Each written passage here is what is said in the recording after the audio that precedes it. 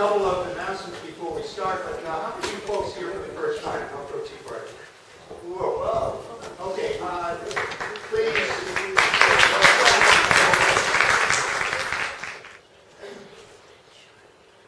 Yes, good afternoon. I'm here to talk about a movie that's coming out that I saw a pre-production version of at CPAC. The movie is called Unfair, Exposing the IRS. This is an independent film production and it's showing for one day only, October 14th at 7 p.m. at 15 theaters across Massachusetts and I think 600 to 700 theaters nationwide. It's something where they've actually arranged with an organization to put in the theater, so it's something where they have to put a lot of upfront money on. It's an independent production. I got a chance to talk to the producer, Trevor Loudon at CPAC. It really rips the head off the IRS. It talks about how they went after the Tea Party, which we're all familiar with. It also talks about how they go after, say, a veterans organization in Texas because they put out a tip jar and collected a couple of dollars for donations for food. They were given a $50,000 fine. Now that thoroughly crippled their ability to help people with their Christmases, food deliveries to people in the area. It was really criminal. And Mr. Berman talks about how the family-related, the IRS actually seemed to enjoy it, which, you know, it's sad. And it also talks about one of the other segments out that's very interesting is foreign-born adoptions. There's a family that went through it, and I guess there's like a 100% audit rate because while there's tax advantages, the IRS automatically assumes you're guilty until proven innocent. So they're going to audit you 100% of the time. So the movie's coming out. It's one day only. It's the price of a regular movie ticket. It's at 15 theaters, I said, in Massachusetts, in this local area. I believe the closest ones would be Bellingham, Marlborough, Framingham, or Millbury. So it's coming out. It's a one-day showing, and I would highly recommend people go see it. Oh, and one note on the Dennis Michael Lynch thing. I did get the movie myself. You're getting the DVD with that, and it's excellent. So I just want to give a plug on that. The movie is called Unfair. I have flyers in the back, or I can pass them out, but I'll do that after only, of course. So I would highly recommend seeing it. Thank you.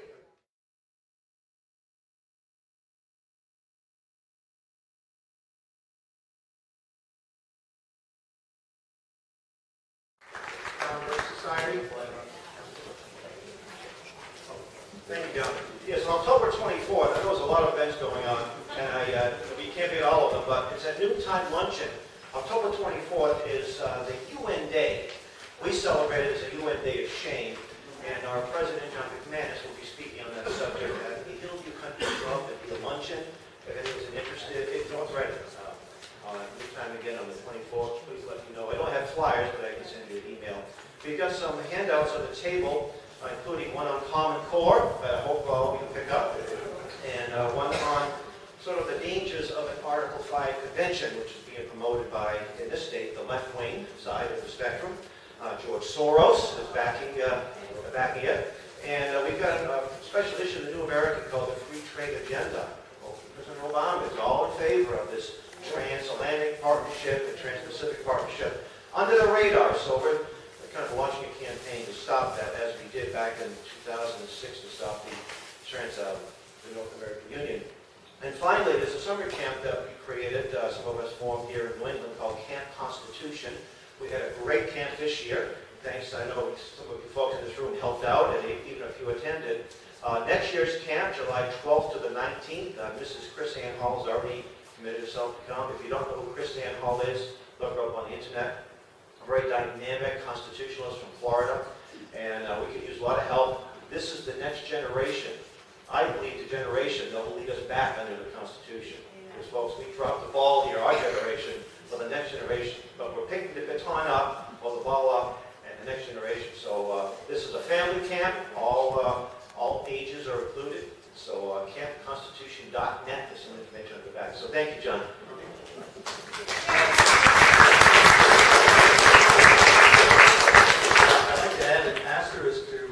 Hal's comments. We sent two of our sons to earlier versions of Camp Constitution, and I can assure you, those young people here think that don't hear at school.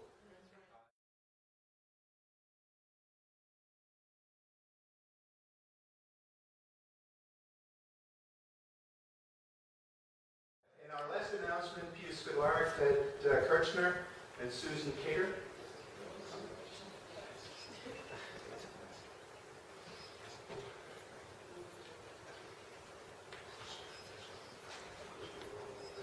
So the elections are in the air. It's November here, and a number of us in this state in particular have unfortunately not a lot to fight for. We have a head of the ticket in Massachusetts, which is, it is what it is. A lot of us can't support him and actively.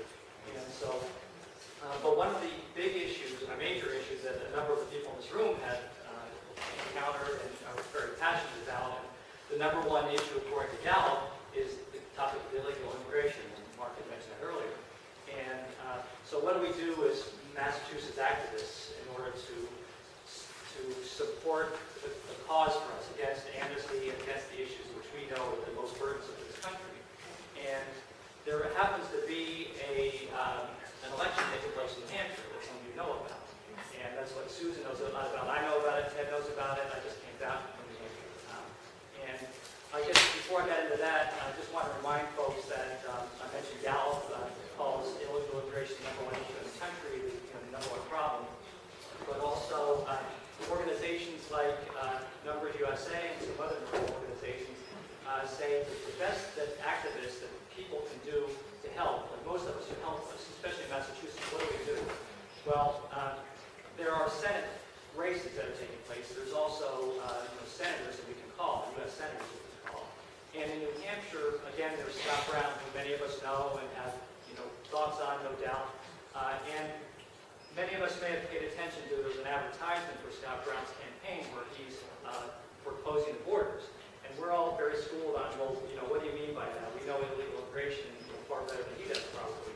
And so our group decided, well, before we put any effort behind Scott Brown, let's find out what he really means. And so we contacted the campaign directly. And I just wanted to read off the response we got via email that just shows to what extent he really believes what he's saying. And the response was, and this is again directly from the Scott Brown headquarters, tell them Scott's against amnesty, against the Senate bill, against the DREAM Act, for a border fence, against in-state tuition, and against driver's license. And Jean Shaheen is on the other side of every single one of these.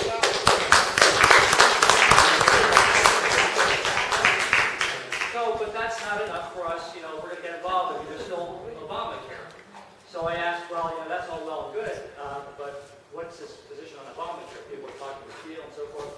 And she said, great, thanks, Peter. Yes, he supports repealing Obamacare. So I just wanted to throw that out. So a number of us are very passionate and active. We did a great job in oust Obama previously. And of course, that's out of state, and we have, of course, in-state races. But I encourage anyone who needs a race to fight for, they need our help again in New Hampshire. There's 4 weeks left. I want to say it's a sprint. It's probably not quite a sprint, but at least it's not a marathon. So, a day, a weekend. I'm going to be up there every Saturday from here out. So I really, really encourage people to go and help out. I mean, especially if you have, don't sit on the couch. If you want something to do, please head up there. National Red looking forward. There's great people up there. Susan, we talked about that. We're going to have you have a sign-up sheet that we're going to pass out. And if any people, how do you want to do this, John? Yeah, so if any folks are interested in spending some time, yet to be determined, on this cause, please raise your hand. We can work out schedules. We can do carpooling. We can do anything that will help you spend some time up here. And I just want to mention also, you realize, of course, that the Senate race this next election is absolutely critical. One Senate, we get Senator Brown elected with his assurance that he's with us on these 2 key issues. That's big time. And it's certainly worth spending some booth time and some phone time. So please sign up, if you will, or at least give us a sense that if you can't commit right now, that we should be back in touch with you. So, Ted, you want to put Yes, go ahead. You want to talk about John and Peter really covered, I think, the subject well, but in this morning's Wall Street Journal, there is an article. And just to read a couple sentences, control of the Senate next year depends heavily on the efforts of volunteers. And that's what we're talking about.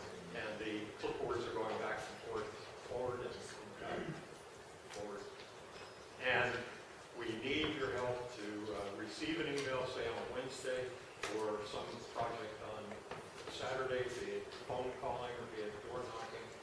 And it's just no obligation, just to tell us your email so that we can contact you and see if you're available that Saturday. And it says, never before have the tools to find and motivate voters been as sophisticated as they are now, and both parties say victory more than ever may go to whoever does the better job of nudging tentative voters to the polls. This is all about North Carolina. It's in this morning's Wall Street Journal, but it is the same thing in New Hampshire. That to win, you've got to get out the votes. The voters are there, you've got to get them to the polls. All right, yep, I'm all set. I mean, we would appreciate it if you come out and help us out. We're right in Nashua. It's only, it took me about an hour to get here from Milford, New Hampshire. We'll feed you. And we'd love to have you come and help us phone bank, help us do walkbooks. It would be very, very much appreciated because we need to get Scott Brown elected. We need to get Republican control of the Senate, and we need to defeat all of Obama's nonsense.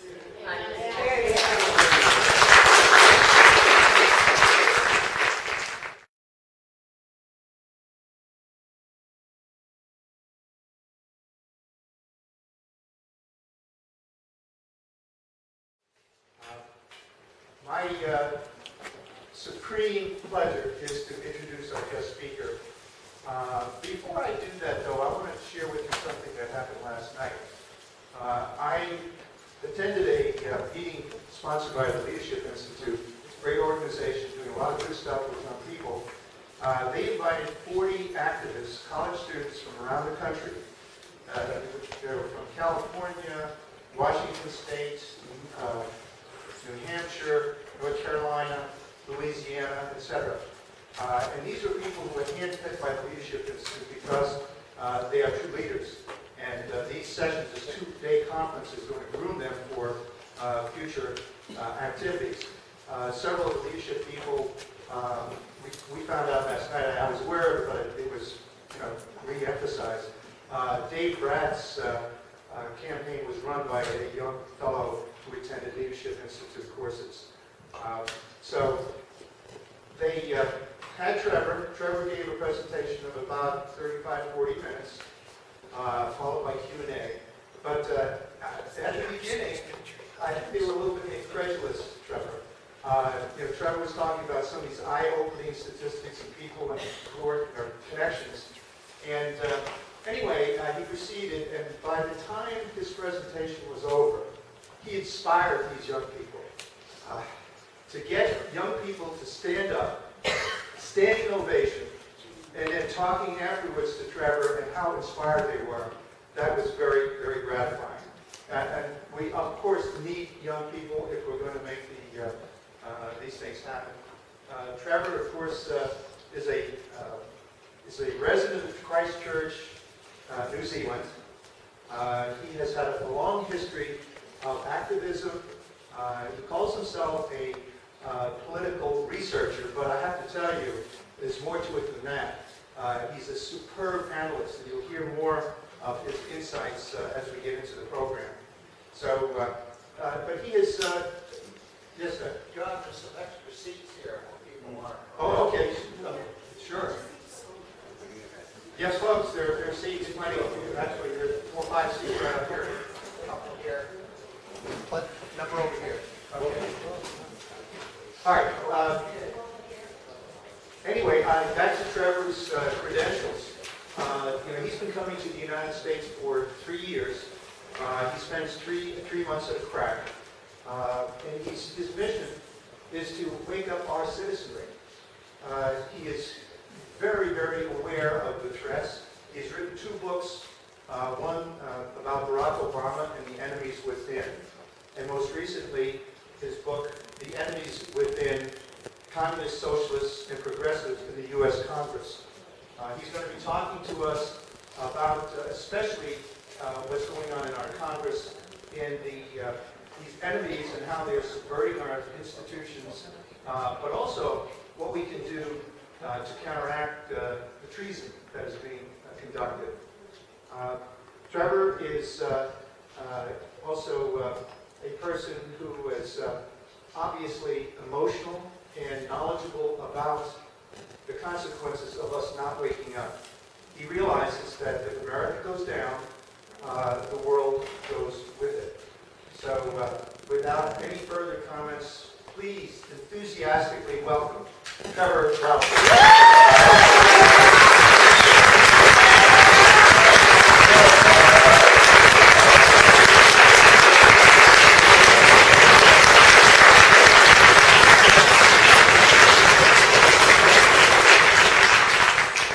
Thanks very much, John. Just before I start, I'll say, look, there's two things. Working for Scott Brown would be the single most significant thing you could do as activists this year. To take back the Senate is absolutely huge, and it's within reach, it can be done, and just a few extra volunteers might make all the difference. And that could turn the whole country. That's pretty big. So you have that opportunity. I'll also say the gentleman with the Unfair movie, so I forgot your name, but Patrick. We're making, the same gentleman who's making that movie are making a movie of my book. Now it's going to be under the direction of John Sullivan, the man who made 2016 and America. These guys work with John Sullivan. I've seen the Unfair movie, it is top notch. The production values are excellent, the story is great, it's hard hitting, and it has a call to action. The kind of thing you'll go, you'll cry, and you'll come out of there encouraged. You know, it is really, really worth seeing, and if you support them, you're supporting me. You know, because the sooner they get, the more money they make out of that, the quicker they can get onto my project. And I just say too, selfish reason there, but I'll say too, we just started last night, we're raising $400,000 for my movie. The first $100,000 we want to do through crowdsourcing, and that went live last night. So if you want to help that project, you go to Indiegogo, INDIEGOGO,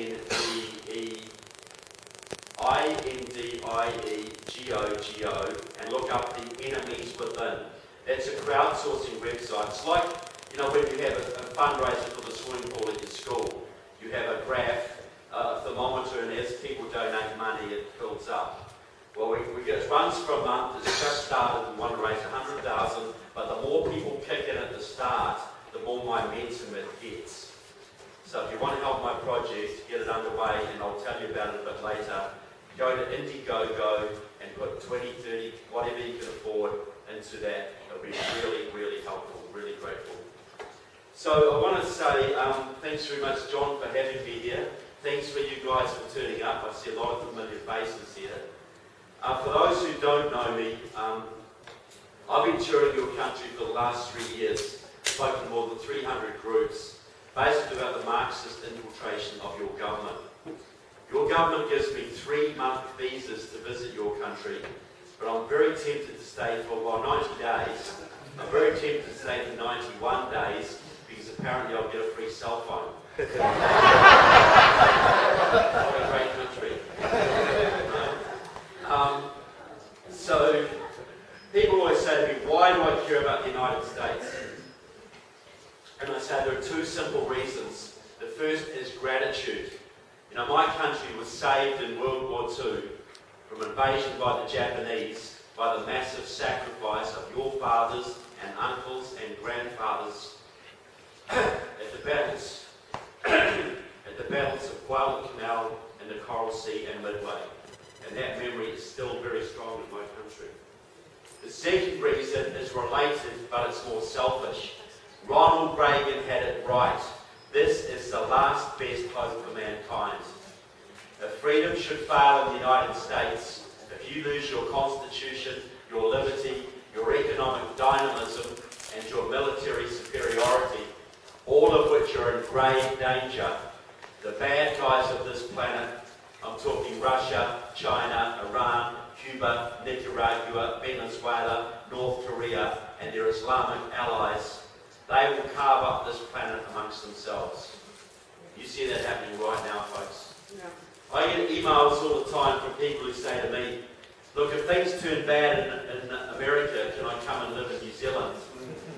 I said, look, come down, you'll love it, but it's not a refuge. Nowhere is now.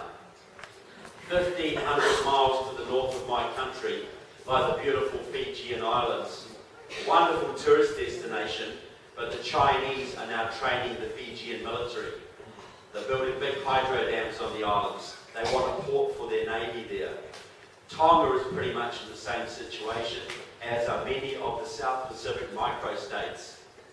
About 3 years ago, the Australian Minister of Defence, and if you're not sure, Australia is a little island off our west coast. In that perspective. He was up in China for talks, and a top Chinese general publicly embarrassed him. He said, now is the time for Australia to choose. You need a godfather. Will it be an American godfather or a Chinese godfather? If you are smart, you will choose China, because we are the growing power in the region. Now, he wouldn't have been arrogant enough to say that under President Bush, even under Clinton, certainly not under Reagan, but he's cocky enough to say it now because he sees the leadership coming out of your White House. And all around this world, folks, your allies, Israel, Germany, Britain, Canada, Taiwan, South Korea, Japan, Australia, they're all freaking out, folks, because they see that your president loves the bad guys a lot more than he loves them. And this is causing big instability. You know, you've got Japan, which was never supposed to rearm after World War II. And now they are rearming. It's in their constitution not to rearm, but they are, because they cannot trust your president to protect them from North Korea and China. You've got Israel, which is its back to the wall, virtually no friends left in the Middle East at all, thanks to your president's meddling. And they may be forced to take desperate measures to defend themselves, and those measures could put us into World War III. And your allies, people, they look at your president and they think, is it worth being a friend of America? They look at Poland and Czechoslovakia. One of the first things your president did when he took office was to cancel the missile shield that was going to protect those countries from the Russians. Just abandoned them. Then they saw him abandon Georgia to the Russians, and now they're looking at the Ukraine, folks. The Ukraine is fighting for its liberty right now. Whoever wins that battle decides the fate of Europe. If the Ukrainians can break free, Putin will face a revolution in his own country. If Putin takes the Ukraine, he will then take the Baltic states, Eastern Europe, and the Cold War will be back on, full on, folks. Full on. Now, the Ukraine has a treaty signed in your Senate under Bill Clinton, guaranteeing that country American military protection in the event of Russian aggression. They gave up their nuclear arsenal in exchange for an American promise of protection. And now that they need it, folks, where is it? So far, Obama has sent them $5 million worth of non-lethal aid and John Kerry. Which is more insulting, folks. Who's John Kerry? Jane Fonda with a little less testosterone, perhaps.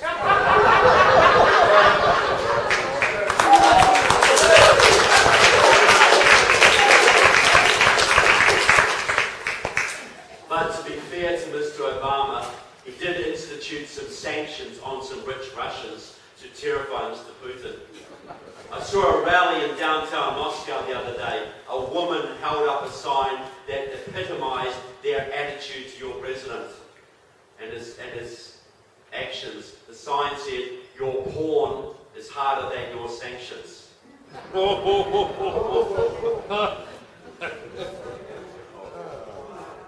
So that's their attitude, folks. So you've got a president who cries peace all the time. He's got a Nobel Peace Prize in his trophy cabinet, yet he is leading the world into war. You have China building a big blue water navy in the Pacific right now. You have Russia clearly intent on re-establishing the old empire. You've got Iran wanting to dominate the Middle East and destroy Israel, on the verge of going nuclear. You've got Iraq and Syria dissolving into chaos and anarchy, a possible new terrorist caliphate. Most of Africa is under Chinese domination. Most of Latin America is under Marxist control. Most of Europe is socialist and neutral and terrified of the Russians. These are your allies, folks.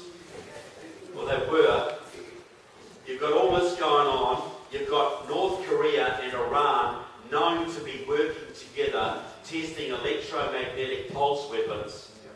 6 atomic bombs fired into your upper atmosphere from fishing boats off your coast would fry the entire electrical grid in your country for years. Your own government has said that if that ever happens, and there's very little to stop it, 80% of Americans would be dead within a year. You've got all this going on, folks, and your president says peace is breaking out, and this is the time to cut your military to ribbons. He's reducing the Navy down to pre-World War II levels. He's purging generals he doesn't like. He's driving thousands of good officers out of the mid-levels of your military with the gay policy, women in combat, and rock-bottom morale. He's cancelling weapon systems right, left and centre. He's blowing off military contractors with millions of years of expertise in their ranks. This is not expertise you'll get back quickly, folks. This is a huge blow to your defences. He's doing all of this, people, because peace is breaking out. Obama has abandoned Reagan's doctrine of peace through strength. And what happens to your peace, folks, when you abandon your strength? What is happening in the world today? Do you think the anarchy in the Ukraine and the Middle East would be happening right now? Do you think thousands of people would be dying if you had a Reagan in the White House? No. But these people are dying, and your world is on the brink of war because this country has twice elected an anti-American president. Right. Elections have consequences, folks. They have consequences for all of us. Because if America goes down, every Western country will fall. Every single one of us will go, folks. This is about my kids just as much as it's about your kids. It really is.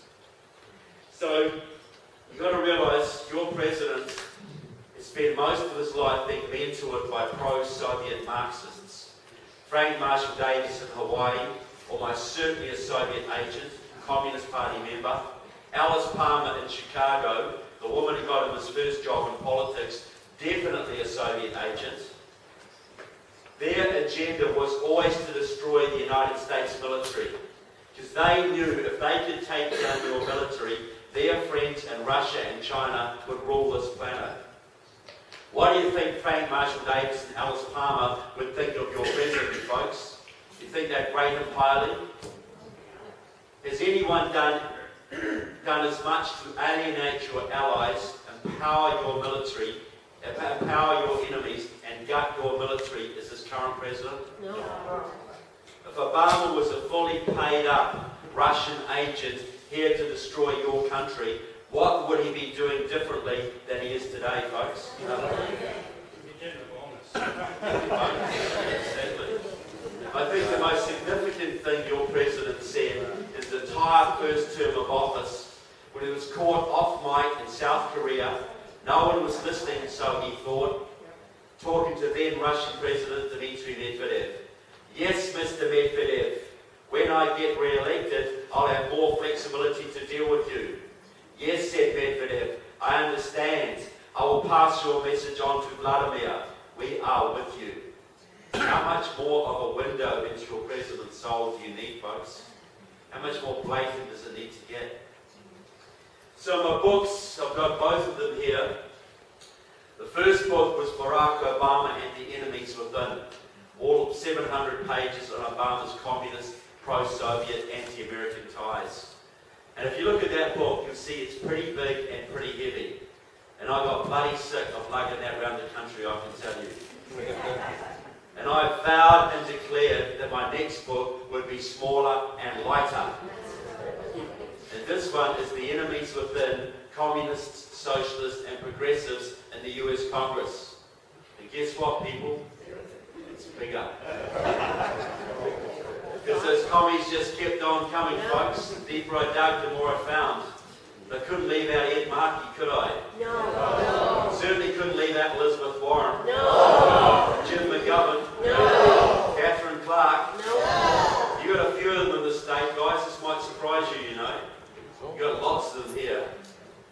Basically, the book is really about the two big secrets of modern communism. The first secret, I think they borrowed from the devil, because we all know that the cleverest thing the devil ever did was to convince people he doesn't exist. That's right. What have the communists been telling you in the last 20 years, folks? They don't exist. They don't exist. Well, you can trust them about as much as you can trust the devil, people. Very similar strategy. The second big secret of modern communism, which is hardly ever discussed in the thousands of books on the subject, I think mine is the first, it is the ability of a tiny Marxist party, maybe only a few hundred comrades strong, to influence and even control the legislative process in their country.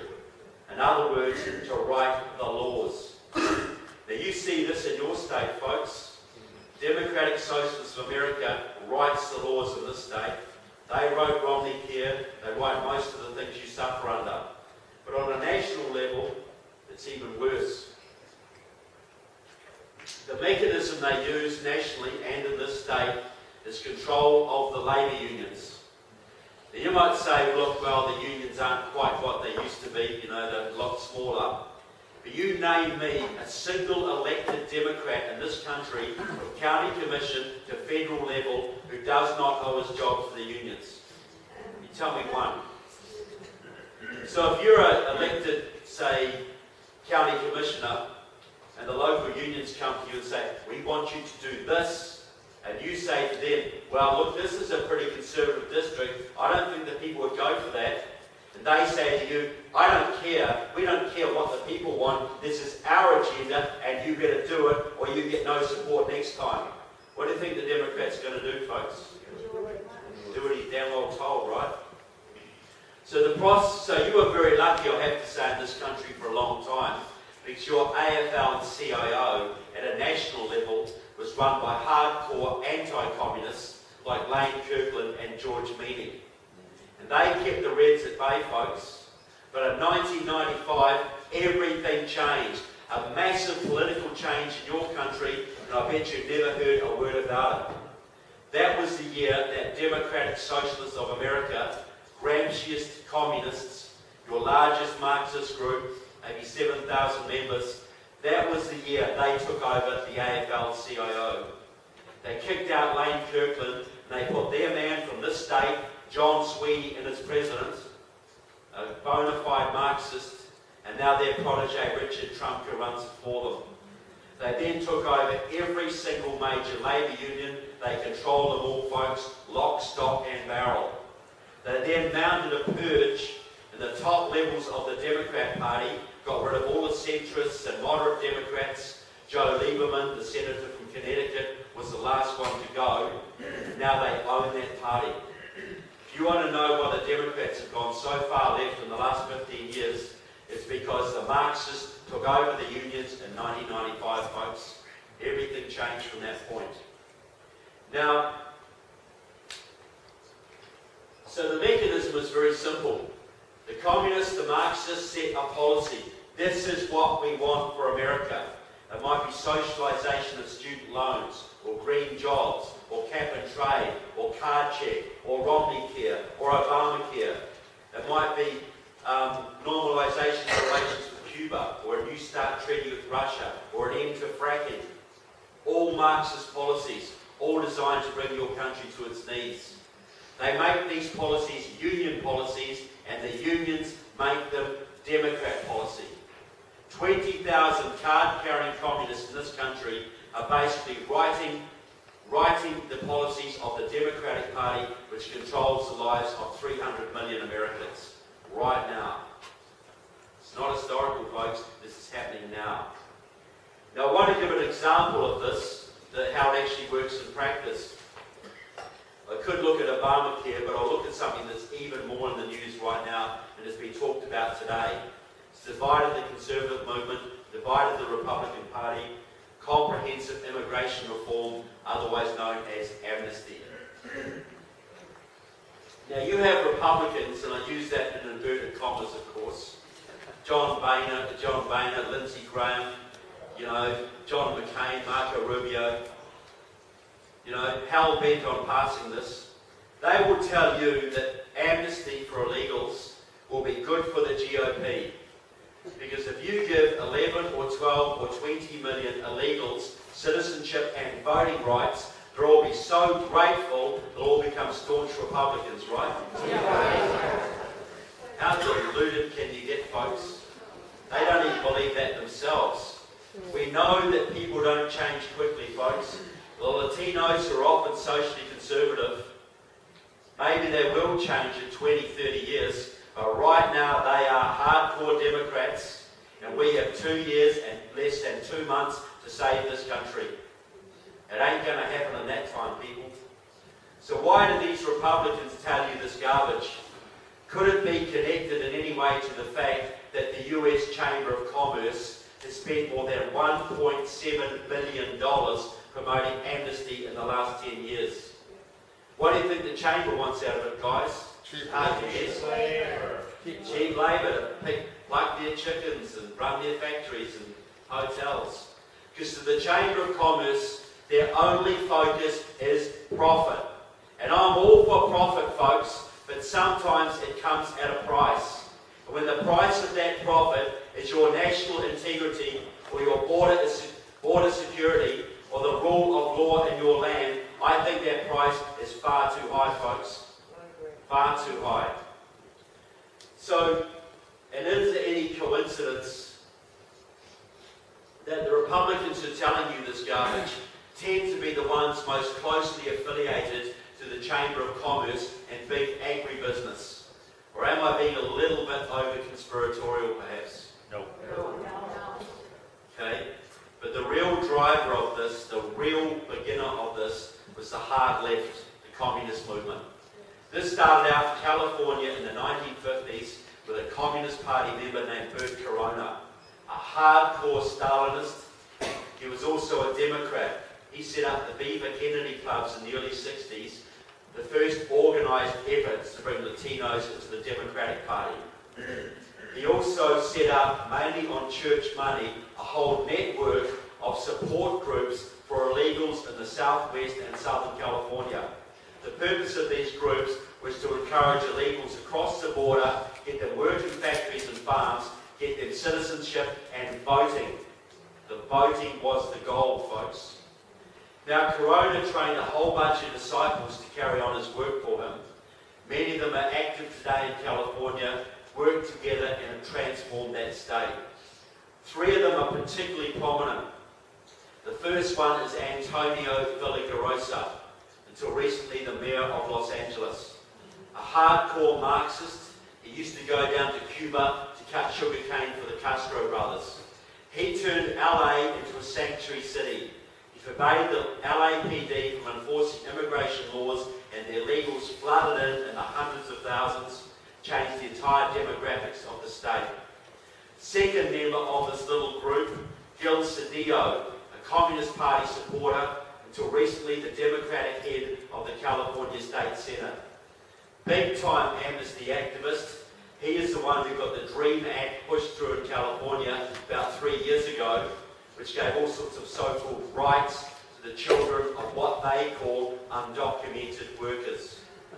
The third member of this group, another Marxist, the most powerful woman in California in my opinion, Maria Elena Durazzo, the head of the California AFL-CIO. She is behind the massive union-driven and union-paid-for Latino voter registration drives and get out the vote efforts that have added hundreds of thousands of new Latino voters to the California rolls in the last 15 years, almost all of them Democrats. The result of this deliberate program, a deliberate Marxist program, has been to turn California from a reddish-purplish state to solidly blue. Even Orange County, once the single most conservative county in the entire country, is purple because of this program. Now, the leader of this movement today, I guarantee you've seen him on TV, wearing a purple shirt, leading an immigration rally. A man called Eliseo Medina. He is the man, was until recently the Executive Vice President of the SEIU Union, largest private sector union in your country. He is the man who got the amnesty bill pushed through your Senate last year. He drove that. He's been using his union members all over this country to rally outside the offices of Republican congressmen to get them to flip their vote on amnesty to get a bill through the House. He is a card-carrying member of Democratic Socialists of America. He supports the Communist Party USA. He served on Obama's Latino Advisory Committee a few years ago, along with several other Marxists, and he was personally consulted by the President before Obama started on this latest push for amnesty. He also works very closely with Luis Gutierrez, the rep from Illinois, who is driving the amnesty issue in the House. Gutierrez has been on TV recently boasting about how Obama's going to do this with a stroke of a pen. Gutierrez is a former member of the Puerto Rican Socialist Party, a pro-Cuban Marxist-Leninist outfit. Now I'll ask the question of not persecuting you guys, but any former or current union members in the room today? Should be one or two. This is Massachusetts. Former, okay. Okay, I'm not saying you had to be. I know you don't want to be, but you know. Well, here's a question. Which organisation in the United States 25 years ago was leading the charge against illegals, against illegal immigration? Unions. The AFL-CIO. They were constantly lobbying Congress to increase penalties on any employer caught employing illegals, because they saw quite correctly that illegals were unfair competition for union members and would drive wages and conditions out the bottom. Very true. So in 2014, which organisation is leading the charge to legalise the illegals? The unions, the same people. So why were illegals bad for union workers 25 years ago, but now they're okay? What's the change? Exactly right. Before 1995, the unions were there to represent the interests of their members.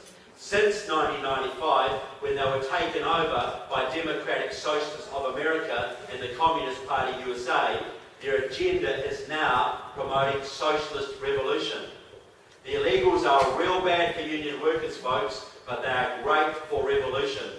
The unions are taking their members' money right now and selling them down the river because the revolution comes first, folks. And it is not easy to get union members to vote directly against their own interests. It took Aliseo Medina, the Marxist, 5 years of hardcore lobbying inside the AFL-CIO to get them to flip their policy from anti-illegal to pro-illegal, which he achieved at their national convention in Louisiana in 2000. The big question is this: why does he want it? Now, Medina let the cat out of the bag at a big progressive conference in Washington, D.C. 3 years ago. I've got him on tape, and I quote him in my book. He got up in front of the comrades and said this: "Passing an immigration bill is the #1 priority of the progressive movement. #1. We have to get citizenship and voting rights for our 11 million undocumented workers." And did he talk about compassion or reuniting families or giving immigrants a break or the American dream? Not a single word, folks. All he said was this: in 2008, Latinos voted overwhelmingly for Obama and progressive candidates. If we stand by these people and get them citizenship and voting rights, they will stand with our movement. That will give us at least 8 million more Democratic Party votes. That will give us a governing majority, not just for the next few election cycles, but for the foreseeable future. In other words, forever. How much was the last presidential election decided by, guys? 2.5 million votes, was it? 8 million more Democratic Party votes, folks, at the stroke of a pen. The first thing that happens is that Texas will go blue. And if you take the Electoral College votes from Texas, your second most populous state, and add them to the Electoral College votes from California, your most populous state, do the math, people, add the totals. It makes it practically impossible for the Republicans to ever elect another president. Ever. One-party state, folks. And if you think the Democrats are arrogant now, what do you think they'll be like with 8 million more votes in their pockets and the GOP permanently out of office? Would it just be the IRS they send after you folks? No. Would this country become like France or Germany? Yep. Well, I think it would become like Venezuela, folks, pretty quickly, and Cuba not long after, because that is their plan. That is why they are doing this. And you have Republicans, people, telling you this is good for the GOP. These are not stupid people telling you this. They can add up numbers. I bet you they know exactly what the total of the checks they got from the Chamber of Commerce comes to. Yet they want to hand the Democrats 8 million more votes with no plan to counter it. These people are not just betraying the GOP, folks. They are betraying this country because they know the consequences of what they are doing, people. And we had an election where the people have their say. We know what they think of this issue. David Bratt fought that election against cancer largely on this issue. He spent $200,000 and had some Tea Party support. Candace spent $5 million. And he got amnesty hung around his neck, folks, and he lost by 8 points. That's what the people think. And that's what you've got to do to every one of these traitors who's promoting this. Every single one of them. Because the survival of your country depends on this. Now, the other thing my book is about is the individuals. Because I think they should be held accountable for what they do to your country, folks. The book profiles 51 members of the House and 14 senators. That ain't all of them. Now, I'll ask another question. Anybody in this room, not counting military, has ever applied for a federal government job who is willing to admit it? Come on, Mark. Come on, Marianne. Now, look, a lot of these jobs are legitimate. I will grant that. Okay, now, any of you people who applied for those positions, did any of you require FBI security clearances for those jobs? Okay. I'd say you probably all did. You may not have all realised it. But I know that those clearances, they can go through your underwear drawers, folks. They check out your family background, overseas travel, education, associates, drug convictions, criminal convictions, a whole lot. I had a friend who applied for a mid-level government job out of Virginia about 2 years ago. The FBI drove to Canada and interviewed his communist uncle. On the strength of that interview, my friend was denied that position. Not because he was a communist, because his uncle was a communist. And I support that, folks. Because this is the federal government we're talking about. This is the heart of the free world. This country has enemies who will exploit your weak and dishonest against you. They need to trust you. You might be guarding the president someday. You might be guarding a nuclear facility. You might have state secrets under your control. You might have the ability to influence public policy in the direction of your enemies. They need to trust you. But what if you're a young socialist Marxist radical like, say, Barney Frank, or Jim McGovern, or John Turney, or Elizabeth Warren, or who else in this state?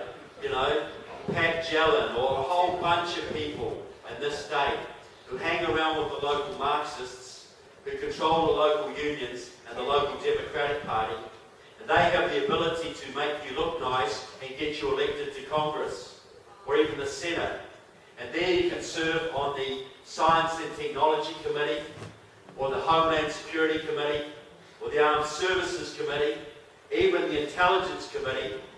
You have access to all sorts of government secrets and the ability to influence public policy, not just on a national level, but an international level. How much of an FBI security clearance does that one take, folks? None. Nothing. Zero. Because the people are supposed to vet the candidates right? Right. And the media is supposed to help you do it, right? How's that one working out for you guys? Look, they did it with Mitt Romney and Sarah Palin. There was nothing you were not allowed to know about them because that was a question of character. Those people might be leading your country someday and the public had a right to know everything that ever formed their character or behaviour. You had a right to know about what Mitt Romney did with his dog on holiday. You had a right to know everything about Bain Capital, everything about him allegedly beating up some young gay kid when he was 17. You had the absolute right to know everything that was in Sarah Palin's kids' Facebook pages, because this was a question of character. And you know what? I agree. I support that. But why do you not have the right to know about the elephant's graveyard of skeletons in Obama's closet? Or Elizabeth Warren's? Or Jim McGovern's? Or Barbara Lee's? Or Barbara Box's? Or Tammy Baldwin's? Or Raul Grijalva's? Why don't you have a right to know about them, guys? Does having a D after your name automatically make you a safe and secure and honest person, does it? No. I would have thought quite the opposite, actually. People, if you were a foreign intelligence officer sitting up in the United Nations, a North Korean, an Iranian, a Russian, a Cuban, a Nicaraguan, a Chinese, and you had networks of agents across this country and the labour movements and the communist parties of this country, and some of them had the ability to elect their friends and secret members into your Congress or your Senate to get any information they wanted or steer public policy in directions favourable to them. Do you think those agents would be doing their job if they didn't take advantage of that massive hole in your national security? Do you think they're that stupid and lazy that they ignore this massive hole that you could drive a truck through? Folks, if they don't do their job, they might not go home to a fat pension. They might go home to the gulag. So you have this massive hole in your government where no security checks are required for the leaders of the free world, and you seriously think your enemies don't exploit that? Seriously?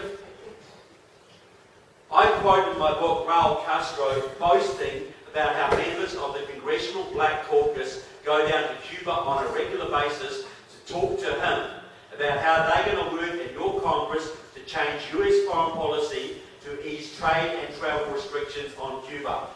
So basically, they can send more spies and more terrorists and more drugs to your country. What do you call it, folks, when someone goes from your country to an enemy foreign country to help them against you? Is that a naughty thing, people? No. Is that bad? Yeah. Well, why is it happening every day, folks? And why does nobody say boo about it? Well, it's been going on for a long time too, people. Any Vietnam veterans in the room today? Thanks, so you, there'll be several. Germany, okay. Vietnam era. Well, thanks very much, gentlemen, for your service. But I want to ask you a question.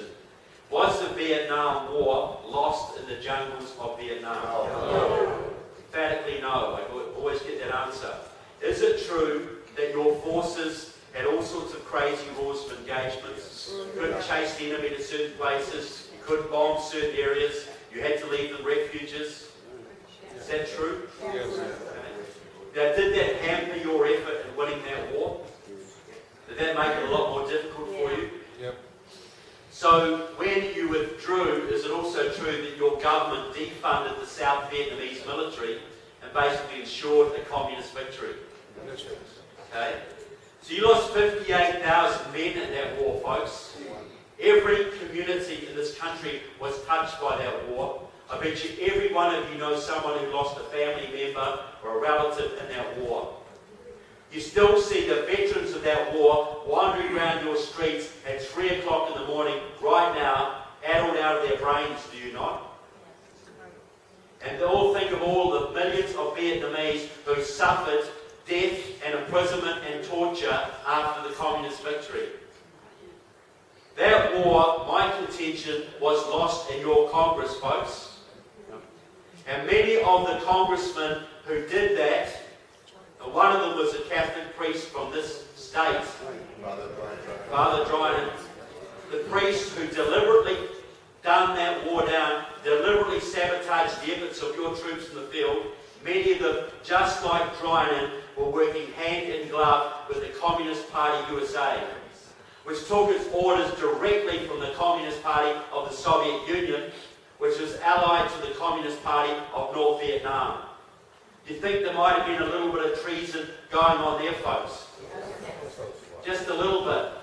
And how many of those congressmen, people, who sabotaged your war effort and condemned many thousands of your countrymen to completely unnecessary deaths, completely unnecessary, how many of them ever paid a single penalty for what they did, folks? One of them is now Secretary of State. You might know him. Oh, yeah, no. Oh, he was a great fighter. And then fought tooth and nail to sabotage your war effort when he came back. And John Conyers, people, one of them is still in Congress. How long has he been there now? 140, 160 years perhaps? John Conyers, for many years, headed the Judiciary Committee, still serves on it.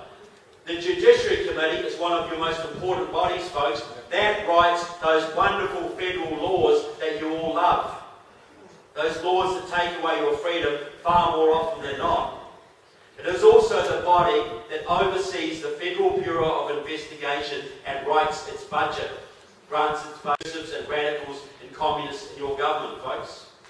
Well, they're supposed to root them out, is it not? Is that not their job? Okay, so John Conyers has got a 50-year history with the Communist Party USA, going right up till 2013. He's got a 40-year history with Democratic Socialists of America, going up till last year. I have photographs in my book to prove it. He's got a 20-year at least history with the Workers' World Party, the most hardcore communist party in your country. They support Iran and North Korea. John Conyers is a hardcore anti-American Marxist, as hardcore as you can get. Yet he oversaw the budget of the FBI and headed the committee that granted it. What do you think would happen to the budget of the FBI if they ever came after John Conyers or his communist friends in your government, folks? Can you see the problem there? You got Charlie Rangel, Ways and Means Committee, the body that writes your tax laws. Doesn't obey them, but he writes them. You know those wonderful tax laws that send your businesses broke and make you all a lot poorer than you should be? You know those ones? Yeah. Charlie Rangel has a 50-year history with the communist movement, member of two Soviet fronts that I know about, invited Fidel Castro to Harlem in 1995, pictures in my book of them smiling together. Do you think he's going to promote the Unfair movie for you guys? No. You've got Rosa DeLauro, not far from here in Connecticut. I've got pictures in my book of her hugging her best friend, Joel Fishman, the head of the Connecticut Communist Party, in the headquarters of the Connecticut Communist Party. Joel Fishman is a daughter-in-law of a Soviet spy. She is a communist delegated by the party with liaising with the Democrats to elect left-wing Democrats. You got Danny Davis and Jan Schakowsky and Barbara and Jerry Nadler, all card-carrying members of Democratic Socialists of America, or serving in your Congress. You got Jose Serrano, you've got Raul Grijalva, Eddie Bernice Johnson, all have written articles for the Communist Party newspaper. You've got Patty Murray out of Washington State, Senator, long-time associate of the Washington Communist Party. You've got Nancy Pelosi and Barbara Lee and Barbara Boxer and Karen Bass and Barbara and all long-time, Maxine Waters, all long-time affiliates of the California Communist Movement. You've got Tammy Baldwin, the freshman senator from Wisconsin, long-time member of the Colombian Support Network. That group supports the Marxist-Leninist guerrillas in Colombia. They support their revolution by selling cocaine into your country. They're called narco-terrorists. She's used her position in your Congress and Senate on several occasions to try and get US military aid cut off to the Colombian government so they can do to that country what they did to South Vietnam. And then when the guerrillas win, they can send even more drugs to your country. You got Judy Chu out of California, folks. One of the top Democrats in the Los Angeles area. Looks like butter wouldn't melt in her mouth. You know, beautiful haircut, lovely clothes, softly spoken. On Obama's re-election committee. Head of the Asia Pacific Caucus in your Congress. Head of the Progressive Caucus. 80 members of your House, which was set up by Democratic Socialists of America to promote their Marxist policies. Goes to China all the time to build business ties between China and California. Tells the Chinese press, I am coming home. The Chinese press describes her as China's representative in your Congress. Greensboro, North Carolina, folks, 1979. The Communist Workers' Party, a hardcore, fanatical Maoist outfit, got in a street gun battle in broad daylight with the KKK. Automatic weapons were used and 5 people died, folks. The Greensboro Massacre. You look it up. A little bit extreme, don't you think? Judy Chu used to head one of the Communist Workers' Party's main front groups for years. She still works with 5 former leaders of the Communist Workers' Party right now. One of them helped her to set up the Asia Pacific Caucus in your Congress, folks. One of the most influential bodies in your Congress. You've got at least 100 members of your House and 20 members of your Senate who would not pass a basic security clearance to clean the toilets at any military base in your country. And neither would your president. Do you think that could be an issue, folks? Yeah. But I don't want to bring you down with any of that or depress you in any way. So I'm a little bit late. Sorry about that. You didn't come here for that, did you? Right, there's enough of that already. Look, if I thought there was no hope for America, I'd be back in my beautiful New Zealand right now, building bunkers and stocking up on baked beans. Right? Not mocking prepping. But I said this way, in 2008, the left thought they had a slam dunk. They had the House, they had the Senate, and they had their man in the White House. And their agenda was all written out, folks. And those 60s radicals, those Villiers and Bernadette Dawns, who've been burrowing through the Democratic Party, the unions, the media, and the universities for 40 years, finally their hour had come. They were going to take you down, folks. They were going to have their revolution. But in 2009 and 2010, something miraculous happened. I don't use that word lightly. Some of you might know something about this. The Tea Party, guys. Where were you all those years, people? I didn't see you coming, neither did the left. You got up and you stood on your Constitution and you blogged and you marched and you emailed and you rallied and you agitated and you phone banked and you put some spine into the GOP. And you guys took back the House in 2010, folks. People, Obama could walk on water in 2008. 2 years later, thanks to you people, he lost the House. And that brought the agenda of the left to a grinding, screeching halt. Stopped them stone cold dead. People, they had it in the bag. They were breaking out the vodka, folks. Who was going to stop them? John Boehner? But a bunch of amateurs and novices came out of nowhere and took their toys away. And some of you wonder why they hate you. Why they call you dirty names. Why do they say these things about us? Because you stopped them, people. 40 years of hard work and you stopped them.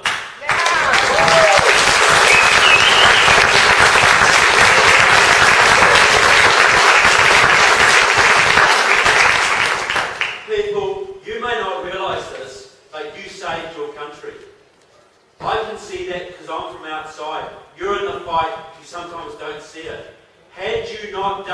what you did, the entire agenda of the left would be in now. Card check, cap and trade, green jobs, they would have gutted your military. Obamacare would be locked in. 11, 12, 20 million illegals would be voting in this election, and the southern border would be dissolved. Where would you be then, folks? The Tea Party saved America, folks. They don't get a lot of thanks for it, but I'm here to give thanks right now, because I understand what you did. You know it ain't over. Because something even greater happened in that time. I've been all over this country, folks. I've been to 41 of the 57 states now.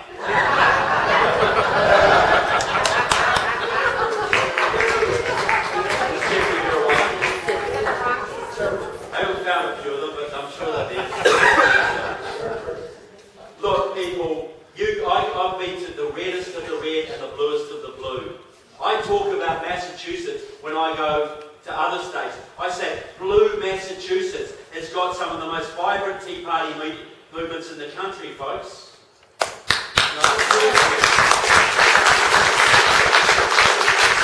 I boast about you guys all over. And Michigan, some of the best states.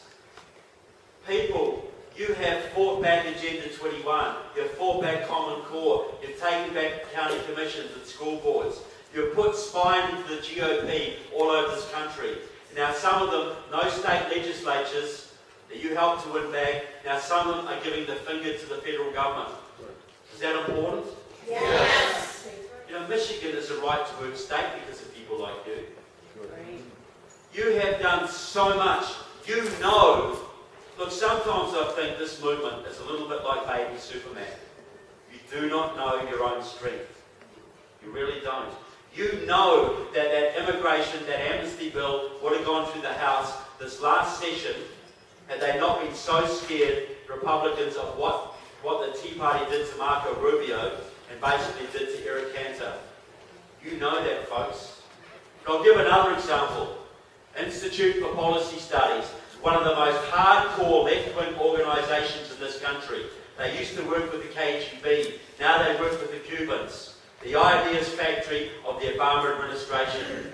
I went to their 75th anniversary last year, paid my their 50th anniversary in Washington DC. I paid my $75, I put on my name tag, and I mingled with the Marxists.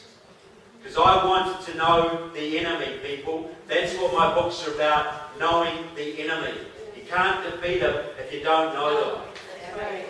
I went there to find their agenda, what they were thinking, what their plans were. And I sat through several sessions and I got bored stiff. Absolutely bored rigid, folks. Because they talked about one thing all day. You. Tea Party this, Tea Party that. The Tea Parties took the state legislature's office. How do we not see this coming? We're going to do all this work all over again. They screwed us here. They screwed us there. What are we going to do about these people? They hardly mentioned the Republicans, folks. They were moaning about you all day long. Yeah.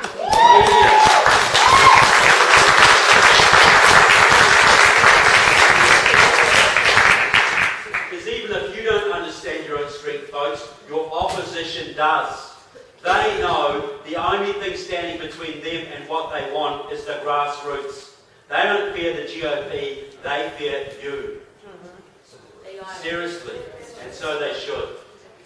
I'm going to do something now that's normally considered very bad manners. But I'm a Kiwi and I can go home, right? Because you don't go to someone else's country and tell them how to run things, do you? Definitely not kosher. But I get asked all the time, what do we do next? Do we work with the GOP? Do we blow the GOP off? Do we just form a third party? Do we just do local issues? Are we wasting our time? Are we making a difference? My only value to you is as an outside observer. Because often you can see your neighbour's situation better than they can see their own. An outside view. This is how I see it, folks. You've got 100 years of progressivism to unravel. That might take you 10, 20, 30 years, I don't know. But one thing I do know for sure, you've got two massive battles looming, 2014 and 2016. and you have to win them, guys, because if you don't, the Democrats are going to dissolve the southern border and legalise the illegals, and they're going to swamp you. You have to win. Looking at the time we have left, there is only one force that has any chance of stopping the Democrats, and that is the GOP. But the really important question is this: what will the character of that GOP be? Because if the old guard, the John Boehners and the Karl Roves have their way, they'll give you a candidate like Jeb, Common Core is good, illegal immigration is an act of love, Bush, and you will lose, folks, because your base will stay home. It will fracture. It's a suicide trip.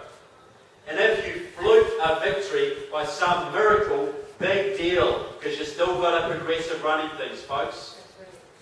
But if you have someone different, a real patriot, someone who's willing to put up his fist for the Constitution, someone with a proven record of bucking the establishment, maybe someone like a Ted Cruz, for instance.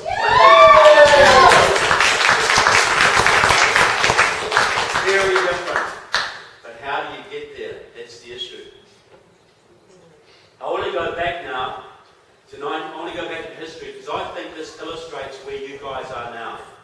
1976, folks, you had been losing your liberties, Republican, Democrat, for decades. And the people were pretty damn frustrated, but they had nowhere to go. But that year, they finally got an alternative. That year, a man came out of California who spoke of a shining city on the hill, and peace through strength, and liberty and the Constitution. And hundreds of thousands of people just like you folks loved what Ronald Reagan had to say. And they got behind him and backed him. And they pushed and pushed and pushed to get him that Republican nomination in 76. And what did the Rockefeller Republicans do, folks? The Karl Roves and the John Boehners of the day. They hated him. They sabotaged him. They slandered him. They denigrated him. Ronald Reagan was far too extreme to be elected. He would be the death of the GOP. He was a crazy fanatic, far too right-wing. Ronald Reagan was banned from Ohio that year, folks, by the Ohio State GOP. That's how much they hated him, and they beat him. They just beat him, and they gave the nomination to Gerald Ford, and Ford went up against Jimmy Carter, and Carter won. How did the Carter years work out, guys? Lots of fun, interest rates up to here, gas queues round the corner, gave away the Panama Canal, Iranian hostage crisis. Your second worst ever president, people. You're still suffering from him. Tough. But the really important point is this. The grassroots, the people just like you, did not give up. They came back for a second bite at the cherry. They got into the GOP. They took over the precinct positions, the township committees, all the nominating bodies of the party. When Reagan ran again in 1980, this time they were ready, and this time they were not going to take no for an answer. They pushed and pushed and pushed, and they forced the GOP to give them their candidate. And they did it. Reagan got the nomination, took on Carter, and took him out, people, 48 states to 2. Yeah. Not bad for an unelectable candidate, right? Yeah. Folks, the Iranian hostages were back on the first day. The interest rates went down. The taxes went down. The economy boomed. He rebuilt your military. He rebuilt the pride in your country. And he took out the Soviets without firing a shot, folks. Any better president in the 20th century? No. Anyone even close? No. And why did you have a Reagan revolution, folks? Because it was the one time that you people, the grassroots, got to choose the candidate. Could there be a lesson for today? Yeah. Because right now, folks, this country is Jimmy Carter on steroids. And you need Ronald Reagan on meth to turn this around.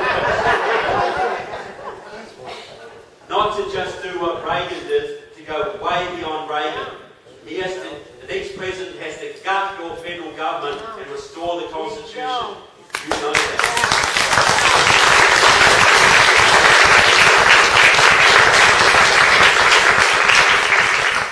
But how are you going to do it?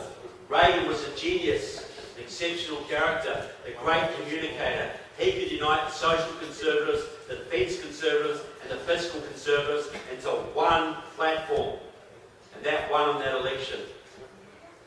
But right now, people, you might not know this, but your base is pretty disunited. You know, you've got a million, yeah, I just didn't know that. You've got a million libertarians who gave their vote to Gary Johnson last time.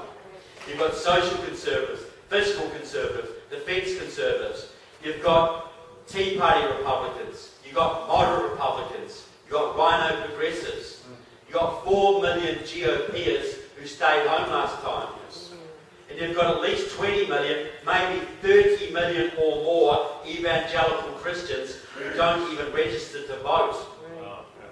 Folks, your base is way, way bigger than the Democrats. They have a fixed base. You have a far bigger base, but they don't vote because they're not motivated to. They're not inspired to. The Republican strategy is to tell everybody how bad the Democrats are. It doesn't work, folks. We should know that by now.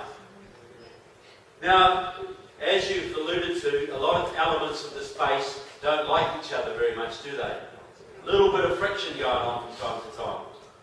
2 years out for the most important presidential election in American history, and the base is still scrapping, folks. Can we afford that? No. Can we afford, with all the vote for it against you, with all the media against you, can you afford to lose any element of your base if you're going to win and make that victory worth something? No. But how do you get them together, folks? That's the question. Get away and say this magic word, unify, unify, unify. But that's not us, people. Conservatives are not natural unifiers. The left is, we're not. Because we're individuals who have our own ideas. But there is one way you can unify people, and that is by giving them an incentive and a vision. It's the only way you can do it, folks. Reagan could do it. And Newt Gingrich did it with his contract with America. So this is what I would do if I was a man like Ted Cruz. Doesn't have to be Ted, but I think he's the most Reagan-esque figure out there. I would want to get that Reagan coalition together now, way before the primaries. So I'd be going to all of these groups and saying something like this. We have to take this country back. We have to unify. We have to gut the federal government and restore the Constitution. Here's how we can do it, if you're with me. The first thing I'm going to do is run and run early, and I'm going to put Alan West on my VP ticket.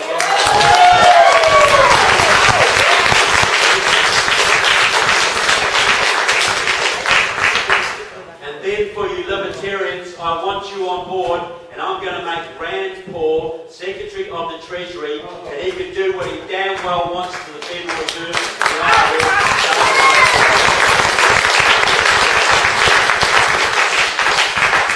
And then you energy voters, Sarah Palin, Secretary of Energy. Drill, baby, drill. Drill in your backyard if you want to. $1 a gallon gas for every American family. Yeah, that's right. Tell the environmentalists to go fracking now. Scott Walker, Secretary of Labour. Ticket to the unions, right to work in every state, folks.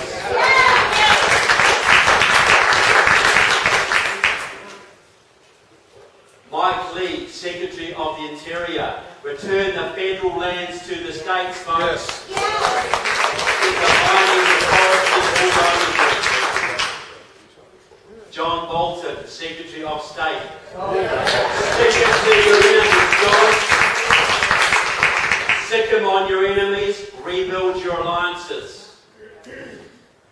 Secretary of Health and Human Services, Dr. Ben Carson.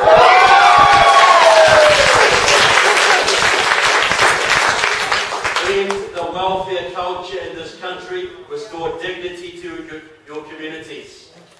For all those millions of Christians out there who don't care about politics, but they don't want Common Core, they love homeschooling, I'd say to them, vote for me in your millions, I'll protect your rights, I'll make David Barton Secretary of Education.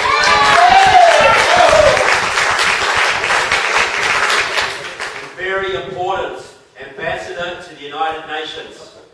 No one.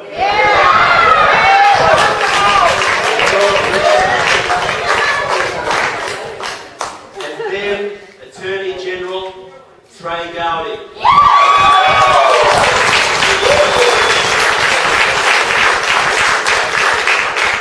So after the vote fraudsters, prosecute and jail them. Restore justice to the same folks. Name your whole cabinet. Name it early and run as a team. Would you be inspired by a team like that? Would you get out of bed at 5 o'clock every morning to go door knocking, phone banking, whatever it took? And would it unify the base? Because everybody's getting something, right? Everybody's getting someone to inspire them, a clear policy direction. Sarah Palin wouldn't be there to manage the Department of Energy. She's there to abolish it. Yes. You know that. You can see what's going to happen. People, you have never had a bigger base of real libertarians and constitutionalists and conservatives than you have today. You've got a far bigger base than Reagan had. You put that base together with a team of leaders like that, who would stand in your way, folks? No one. Because right now you have a big problem. Every 4 years, Republicans put up a candidate and their media rips them to pieces, folks. How many times do they have to do it before they learn this? Every 4 years. What is the media going to do if Ted Cruz is running with a team of 20 rock-wheelers who are all backing each other up and not taking any crap from anyone? What will the media do with that one, folks? Reagan was a genius. He bypassed the media. He went to the people. You imagine that whole team running in threes or groups of threes and fours, holding mass rallies in every state. You imagine the enthusiasm that would generate, folks. Getting it out to the people. You imagine the union guys who would vote Republican so their sons and daughters could get work in the energy fields. You imagine the liberal soccer moms who would vote Republican just to get rid of Common Core, folks. How much of a coalition could you build? Because right now, well, I'll say this, and there is a precedent for this. You know, Ronald Reagan named his cabinet in 76. But there's an even greater precedent. You didn't have a founding father, folks. You didn't just have George Washington. You had George Washington, Samuel Adams, James Madison, Patrick Henry, Thomas Jefferson, and Benjamin Franklin. You had a whole team to run that revolution. And they were human. They had their egos. They had their conflicting agendas. But they put them aside for the good of the country and the sake of the revolution. And look at the country they gave you, folks. Look at what they did for you. If you have, and you want another revolution in this country, folks, you need a team. You need the base which you've got, and you need a team. If you can put that together, folks, you can have a second revolution like nothing else. You can set this country alight. So what I'm asking for out of you guys is 2 years and 2 months at least of the hardest political work you have ever done. I know what you do, people. I know the money you spend, the time you invest, the sacrifices you make. I know what it does to your families. I know your children or grandchildren often don't understand why you can't come to their soccer game on Saturday because you're out door knocking or phone banking or whatever you're doing. I know the tensions this creates. I know the sacrifices you endure. And I'm asking for more of it, folks. I'm asking for even more of it.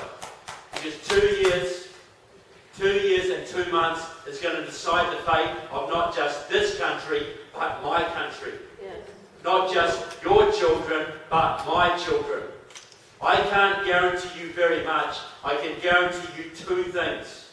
If you do nothing, your children will live in slavery. Yes. If you give it everything you have got, if you give it every possible thing you have, the very least I can promise you is the right to look your children in the eye and say, I did everything I could. Yes. What is that worth to you, folks? Everything. And if you win, and you can win, you will give your children not just the amazing country you inherited, but one even greater. Is that worth giving your all for, folks?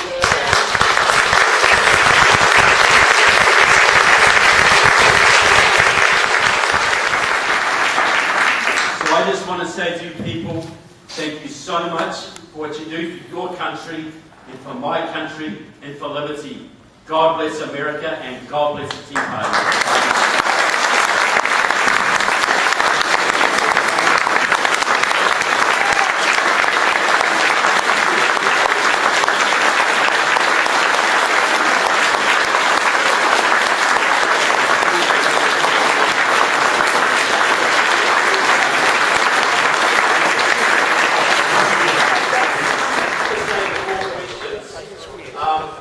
I don't get a check from the Koch brothers, and I'm sure you don't either. So the books fund my travels. I've got both my books there. They're $35, or if you buy two of them, they're $60. $30 each. We take checks.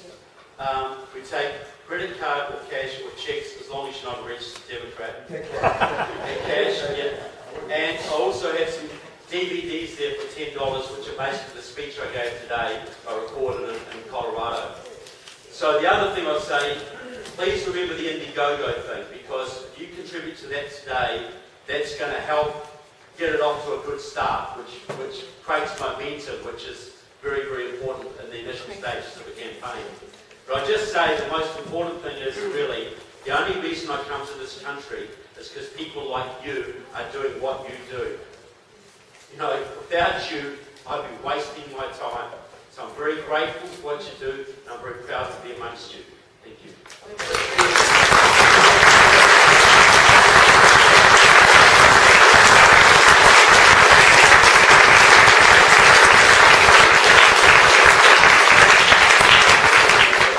I'll take a few questions if anybody's got them. The gentleman over the back there. I heard about your wage show this morning, speaking on that, and I didn't hear all of it, but how can we give you more visibility? How can we get you on Jeff Cruder's show, actually? Well, you probably ask him. Maybe send him some of my tapes. Or there's a lot of. I mean, I'll try, I'll get out really, like I heard Mike suggest, wait 45 seconds to get online, but we get each one in the air. Yeah, well, so, like I do a lot of big radio shows in Denver and places like that. So in some places I've got up to that level, and some places I'm not. So, like anything you can do, send 3 or 4 emails. If half a dozen people send emails to the show, like I saw the guy on Saturday, you've got to have him on the show. Look, I'm sure they'll take notice. You know. That's a great dream team you put together. I want to know how I can get you. Yeah. How I can get you to put Chris Pinto as head of the ATF on that team. Sorry. Oh, yeah, no, sorry. Yeah, no, absolutely. Look, I'll just say about that dream team,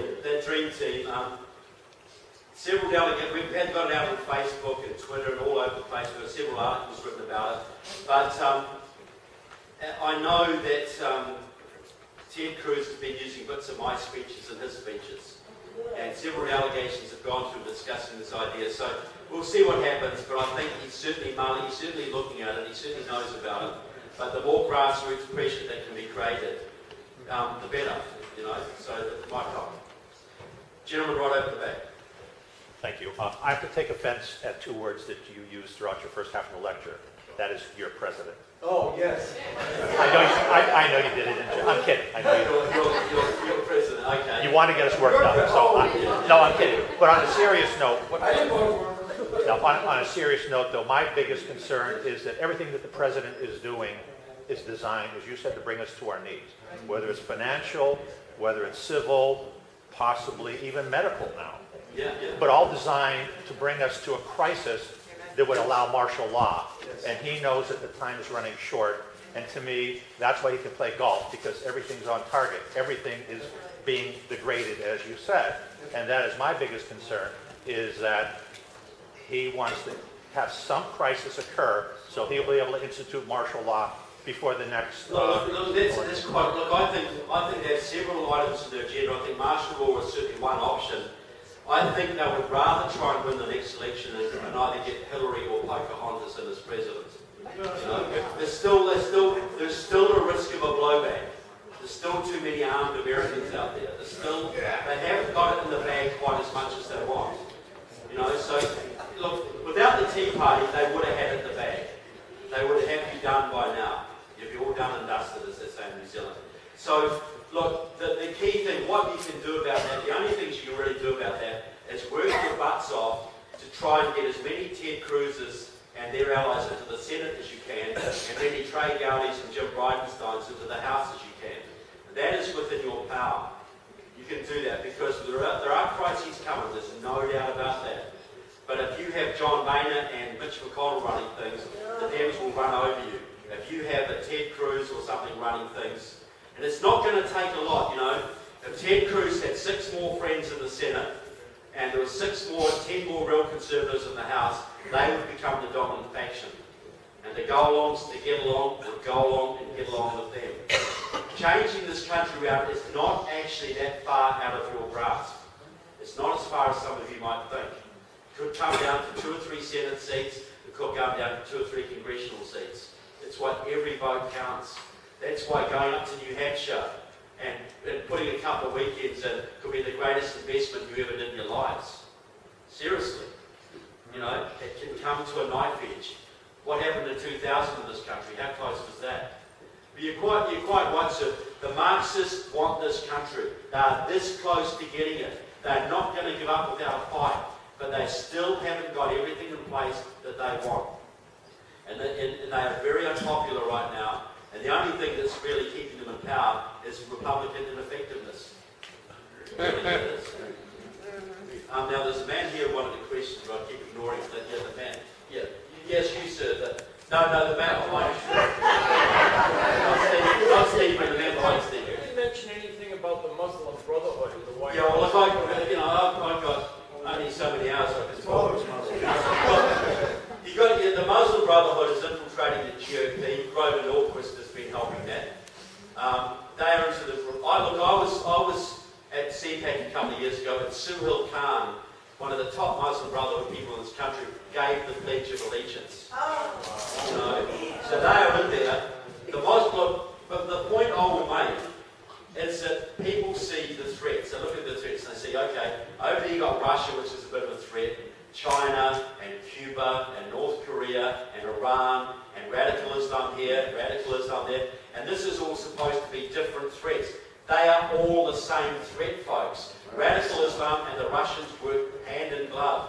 The Russians control radical Islam.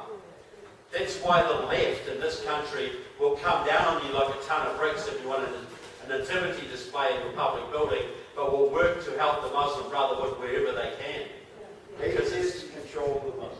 Yeah, it's control of Muslims, yeah. It doesn't mean every Muslim understands that, just like every union member of the state doesn't understand that their unions are controlled by Marxists. And most Democrats in this country who still think they're voting for Harry Truman and JFK don't understand what's happened to their party either.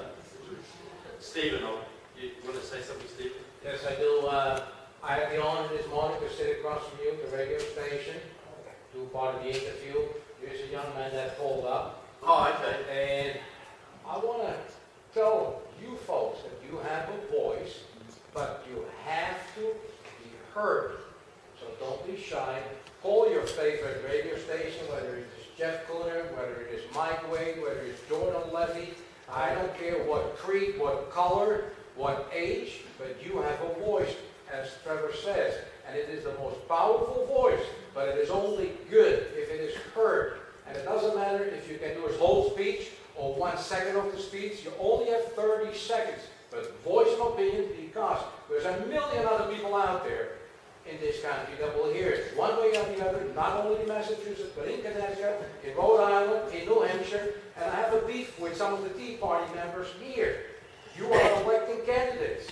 Have them call those stations. Have them get on the air. You can call conservatively speaking Mike Wade, and he will put you on for 10, 15 minutes. Get that message out. But if you stand and you want to protect your own turf, and you want to be number one man, and you don't think you need help anybody, this man here just told you, we need all the help we can get. So get off your ducks and call those stations and bother the hell out of them every single day.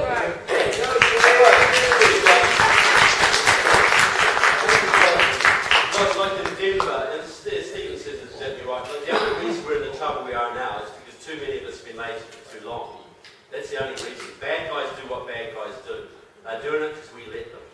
Well, just a little example, there's a big radio station in Denver, radio host Peter Boyles, huge in Denver, and he wouldn't get me on for ages, and people kept on asking him, then eventually got me on, and now I get 2 hours on with him every time I go there, because he loves me over chocolate, you know. Yes, ma'am?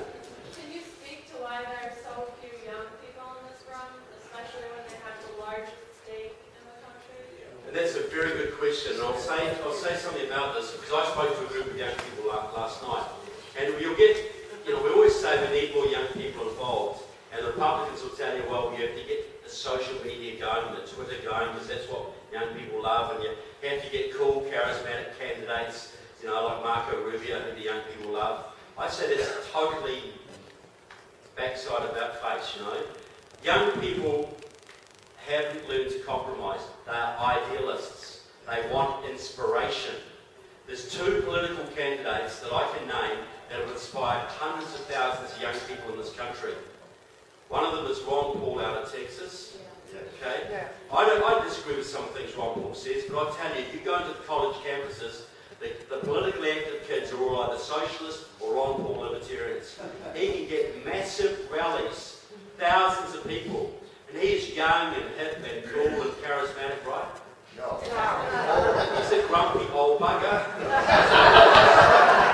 But he's principled, and he stands his ground, and he never backs down, and he supports the Constitution all the time. And the young people love him like a chocolate, do they not? Yeah. Because for all his, he inspires them, because he's consistent and he stands up. The other one is, of course, Ronald Reagan. How many hippies in this room became conservatives because of Ronald Reagan? Which is one or two. Threw away your tie-dyes and put on a badge, because Ronald Reagan was not like the Republicans of yore who speak about gross national product figures and think this is going to inspire people. He spoke to the heart. And what do most people vote on? The heart or the head? Ronald Reagan could speak to the head, but he talked about the shining city on the hill. He talked about a vision. He talked about American exceptionalism. Young people don't want to be part of the Republican Country Club. They want to be part of the Rebel Alliance. Am I right on that? Yes. They want to fight. They want to stand for principle. They want to stand up. I go to airports in this country. I'll wear my Reagan badge. I've had 16-year-old girls with wacky-looking goth haircuts come up to me and say, wasn't he great? How do you think I get on with the Gerald Ford badge, guys? The point is this: if you want the young involved, you have to have leaders who stand up and don't take any crap and don't back down and say what they believe in. That will inspire the young people. Am I right? You need the inspiration.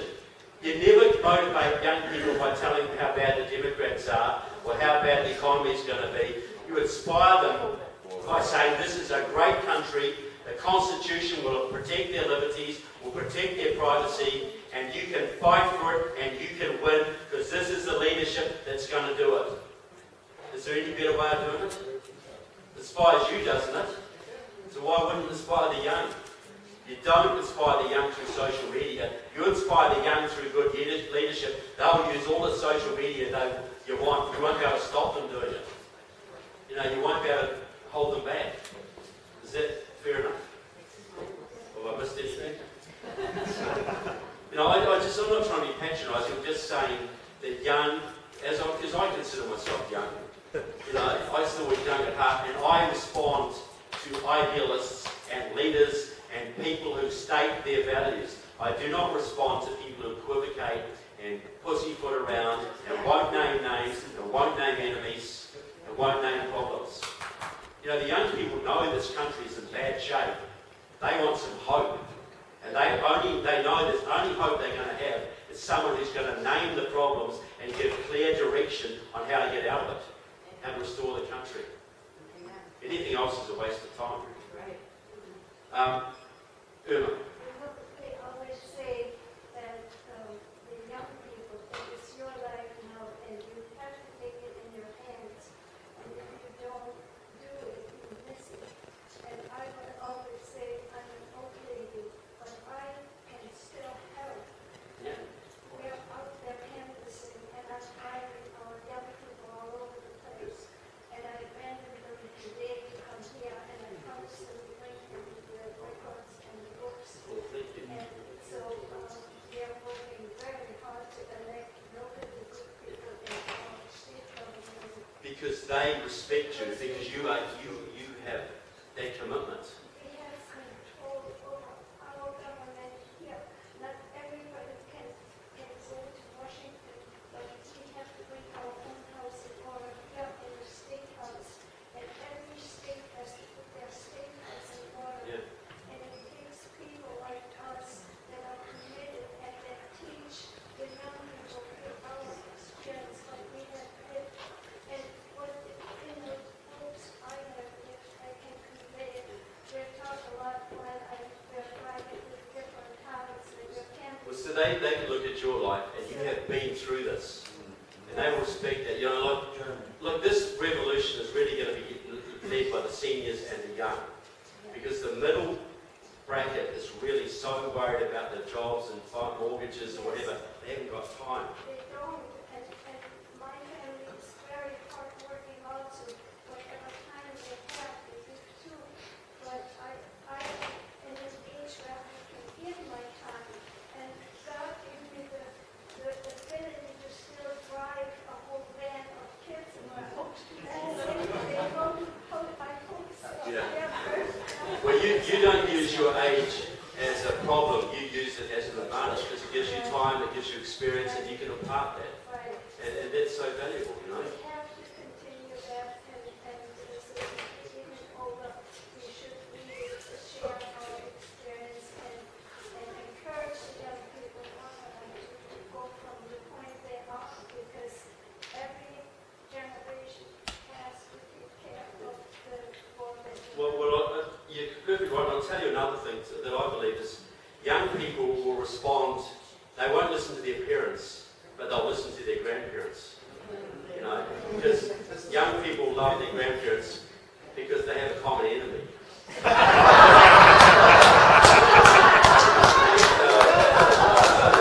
That is so true, isn't it? Yeah. But it is true, you know. This is why people some of the older people, you have the power to influence the teens and the 20-somethings who will often not listen to their parents. You know, and sorry, and cookies and water, yeah. But you know, you're 19 at heart, and that's what makes a difference, isn't it? Right, there you go. But the lady here in the purple, yeah. The election between Martha Coakley and Charlie Baker, I certainly don't like Coakley, but I really don't like Baker either. I feel like he can't give a clear answer on a lot of issues. Well, this is what I would do in your situation. You've got to, look, I would vote for Baker, but I'd go and campaign in New Hampshire and send my money to New Hampshire. That's what I would do. Yeah. Because he is he's a Republican, maybe he's a Republican light. Yeah, but he's not as likely to win as Scott Brown is in New Hampshire. And Scott Brown, for all his faults, is at least firm on amnesty and firm on Obamacare. So you've got to weigh it up. You know, where do I put my efforts? I wouldn't go and campaign for Charlie Brown, but I might vote for him.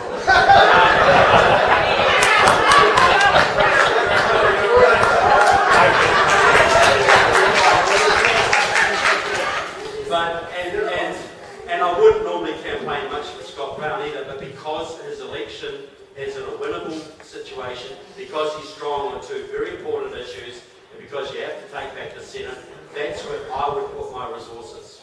I would send my money there, I'd do my door knocking there, rather than for Mr. Baker in the state. You know, I don't think at the end it would be that disappointed in Baker. At least he has very good knowledge in the economic field and Yeah.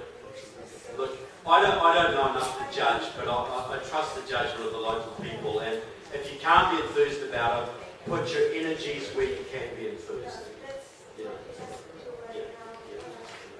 I'll take two more questions because I know. Well, this gentleman's had his hand up for a while. You sir. Yeah. My name's Lee, I called you this morning. Oh, okay. Hi, Lee. Okay.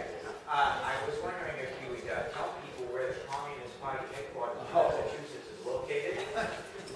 It's in Cambridge and Slide between Mass and. yeah, I've been up And there. you can go to the Communist website of Massachusetts at any time and get what their agenda is, but they don't put up anything. You have to go down there, go into the building, and the first thing they're going to ask you is, who are you?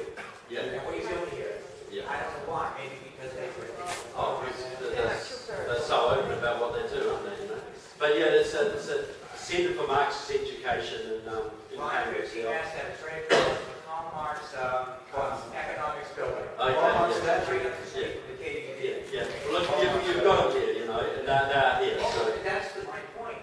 And you go to Cambridge and they wonder why Cambridge has got all these radicals there. And the thing that I wonder, what you should mention, is the fact that when you talk about radicalism, okay, and we talk about Barack Obama, just remember one thing from his master. The issue is never the issue. The issue is the revolution. Yeah. Everything from the war on women to this immigration to the inflation is all tied into the revolution. And that's what it is. The issue is never the issue, it's the revolution. You keep that in mind, you know exactly what's coming out of Cambridge. Yeah, you did right. So, two more questions real quick. Okay. Real quick, Just a question. it's going to be about Dave Brad. My name's Claude, but I came up. Yeah, but we've got to have a question. We're running out. We haven't got time for statements now. We are cousins. I just Googled it. Loudon. My name's Claude Loudon. Our heritage is the Campbell family, William Wallace. That's Braveheart. We are cousins. I voted for Dave Brad. I get 36,000. And Question, We please. need a question. that's it, about David Brad. I voted for him. The 7th district is Madison's district, 25 miles from my home. 3 other presidents and 2 others border. Dave Brad, it's a secret ballot, but I didn't tell my fellow Republicans. I knew Cantor, they knew Cantor, if they were shot, I didn't tell them. My question is, what do you think? I think he could be Vice President Reagan. Well, look, I've been talking on the phone. Look, it's a bit early to tell. We'll see. I know he's a good guy. I've talked to him for a long time on the phone, and I recommended that he use immigration as an issue on that. So, yeah, but he's just in Congress. Yeah, we'll see in a couple of years' time. But there's a lot of good ones out there who are really more senior than this. It's very interesting. Okay, now one more. This gentleman. Yeah. Well, just Patrick. quick thing, Students for Liberty, October 25th. Second, thanks for your thanks. That meant so much to me because we need inspiration here. We're in the thick of it. This is horrible. But the rest of the country is actually doing okay in many cases. Do you know if there's anything going on for the 50th anniversary of the Time for Choosing, Reagan's speech? People should be highlighting that because this is happening again right now. Yeah, well, look, I know that John Sullivan, the guy he's going to be overseeing my movie, he's overseeing the Unfair movie. He's doing a movie on Reagan, which has come out. And it'll be a proper movie, you know, they've got an actor to play Reagan. It's going to be very favourable towards Reagan, and I think that'll hit the theatres big time and will inspire a whole generation of young people who don't actually understand the significance of what he did. You know, so I think that's a very good The idea, John Sullivan's idea, is to change the culture, because the culture has been degraded in this country by the leftists in Hollywood, and we've got to take that back. And a movie on Reagan would be a real good place to do that. So my movie will deal with some of the bad guys with the call to action. The Unfair is going to talk about the taxes and what we can do about that. But the Reagan thing will be a real inspirer for a lot of people. So, look, I better wind it up. But look, please buy the books, the DVDs, and please donate to Indiegogo today if you can, because that will, it's important today because we're just starting, and the bigger kick we get, the more people will climb on board with it, and the quicker we get the movie done. But I want to thank John for his marvellous hospitality.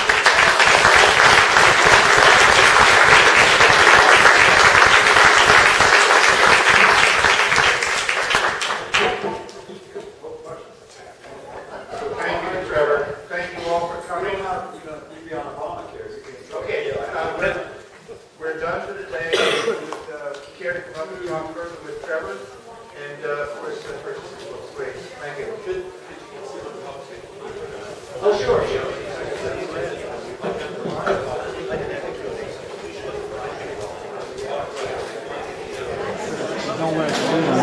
I look at why would I need? I have some books to library. It's all in my you got it. You won't put it down. I know you're busy, but you get a few hours. I have some stories. And I don't know what publisher.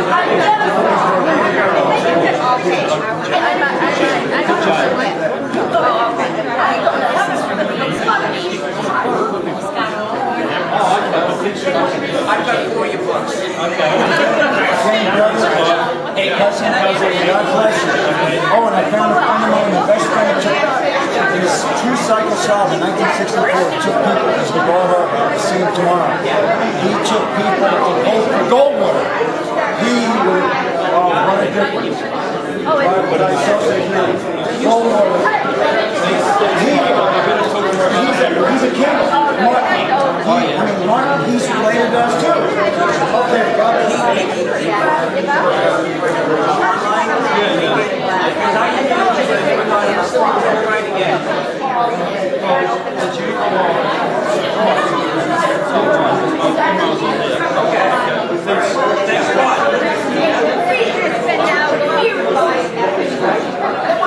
Thanks, Jim. I've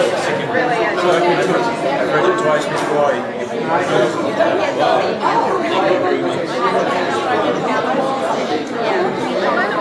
Hi, man. Hi, Emma.